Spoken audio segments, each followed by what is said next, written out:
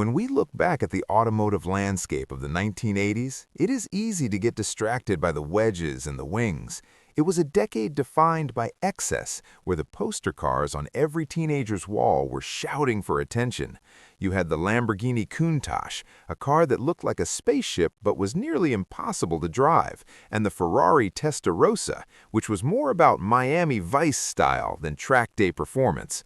Everyone was chasing the magical 200-mile-per-hour barrier, but the giants of the industry were taking very different approaches to get there.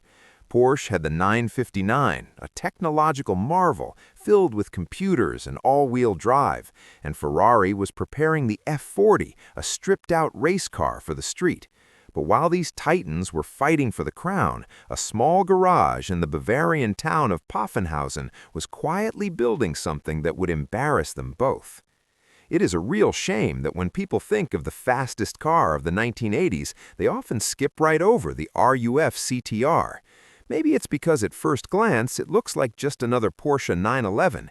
It doesn't have scissor doors, it doesn't have a massive rear wing that blocks out the sun, and it doesn't look like it landed from another planet. But that is exactly what makes this car so incredible. The RUF CTR, better known to the world as the Yellowbird, wasn't just a tuner car or a modified hot rod. It was a completely re-engineered machine that redefined what was physically possible for a road car in 1987. And so, not only will we get to go over a really cool piece of engineering and understand why it became a legend, but we also get to see how one man's vision humbled the biggest budgets in the world. To understand the Yellowbird, you first have to understand the man behind it, Alois Ruf Jr. His father started the company as a service garage, but when Alois took over, he had a different vision. He didn't just want to fix Porsches, he wanted to perfect them. Now, there is a common misconception that RUF is just a tuning company, similar to how AMG was to Mercedes before the merger. But RUF is actually recognized by the German government as a manufacturer. When a car leaves their facility, it gets an RUF VIN number. The chassis might start life in Zuffenhausen, but by the time Alois is done with it, it is entirely his creation. And in the mid-80s, his creation was designed to do one thing: go faster than anything else on the Autobahn. The starting point for the CTR was the standard Porsche 911 Carrera 3.2. However, RUF stripped it down to the bare metal. The goal was lightness and efficiency. They replaced the steel hood, engine cover, and doors with aluminum. They shaved off the rain gutters from the roof pillars to reduce aerodynamic drag, a subtle detail that only the most die-hard enthusiasts notice, but one that made a massive difference at high speeds. The result was a car that weighed just 2,500 pounds. To put that in perspective, that is lighter than a modern Mazda Miata, but with almost 5 times the power. And speaking of power, that is where things get really interesting. The engine was bored out to 3.4 liters, but RUF didn't stop there. They strapped on 2 massive KKK turbochargers and twin intercoolers. But here's the problem. The standard Porsche 911 body didn't have anywhere to put those intercoolers. The 911 is a rear-engined car, and packaging is always a nightmare. So RUF cut NACA ducts into the rear fenders, allowing air to flow over the intercoolers and keep the engine from melting itself. The official power output was rated at 469 horsepower, but anyone who's driven one knows that was a very conservative German estimate. In reality, it was likely pushing well over 500 horsepower. But having all that power created another problem. Porsche didn't have a transmission that could handle that kind of torque while offering 5 speeds. The Porsche 930 Turbo only came with a 4-speed because the gears had to be so thick to survive the power. Alois Ruf didn't accept that compromise. He wanted 5 gears for better acceleration and top speed.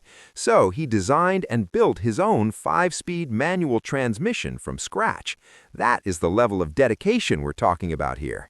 The moment the world realized what this car could do happened during the famous World's Fastest Cars test, organized by Road and Track magazine in 1987.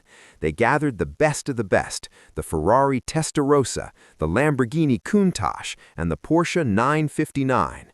They went to the Volkswagen test track at Air-Alessien to see who was the king of speed.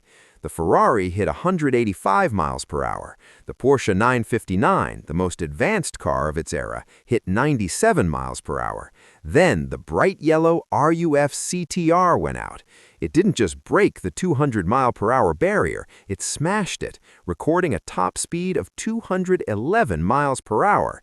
It was 14 miles per hour faster than the 959 and significantly faster than the Ferrari F40, which would come out shortly after. The photographers on site dubbed it the Yellowbird because of its bright paint and the chirping sound of the blow-off valves, and the name stuck forever. But the legend of the Yellowbird isn't just about straight-line speed, it's about how raw and terrifying it was to drive. In 1989, RUF released a promotional video titled Fascination on the Nürburgring. It features their test driver, Stefan Roser, driving the Yellowbird around the green hell. There are no helmets, no racing suits, just a guy in a t-shirt and loafers wrestling this yellow monster. The footage is mesmerizing. The car is sideways for almost the entire lap. You can see Roser sawing at the steering wheel, managing the massive turbo lag and the rear engine weight bias. It captures the essence of 1980s motoring. No traction control, no stability management, just a mechanical connection between the driver and the road. It looks dangerous because it was. This was a car that demanded respect, and if you didn't give it, it would bite you. The suspension was heavily modified to handle the speeds, but the Yellowbird famously used a narrow body. Unlike the wide-body Porsche 930 Turbo, the CTR kept the narrow hips of the standard Carrera. RUF did this to reduce the frontal area and drag, which helped achieve that 211 mile/hour top speed. But that meant there wasn't a lot of room for wide tires, so you had 500 horsepower going through relatively narrow rubber, which explains why the car spent so much time going sideways. It was a handful, but for the people who bought them, that was the point. It was a driver's car in the purest sense. Only 29 original RUF CTRs were built from chassis scratches, though many customer cars were converted later. This rarity, combined with its giant-killing performance, has made it one of the most collectible cars in history.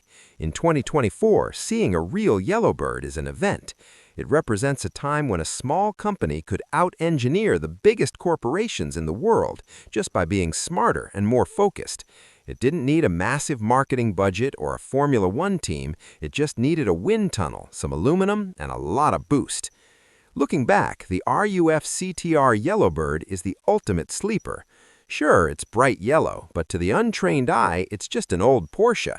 But to those who know, it is the car that broke all the rules. It proved that you didn't need a V12 or all-wheel drive to be the fastest. It embarrassed the establishment and forced Ferrari and Porsche to go back to the drawing board. It is a car that didn't deserve to be forgotten by the general public, but thankfully, the enthusiasts have kept the legend alive. And there you have it, the story of the car that conquered the 1980s. I'm excited to read all of your comments, especially if anyone has ever had the chance to see one of these in person, or maybe even play it in a certain racing video game that made it famous for a whole new generation. They will help paint an even better picture of what this beast is really like. That's going to wrap it up for this week's video. If you liked the video, be sure to like, and if you aren't already subscribed, why not hit that button? With all that said, enjoy the rest of your week, and I will try to see you all next week.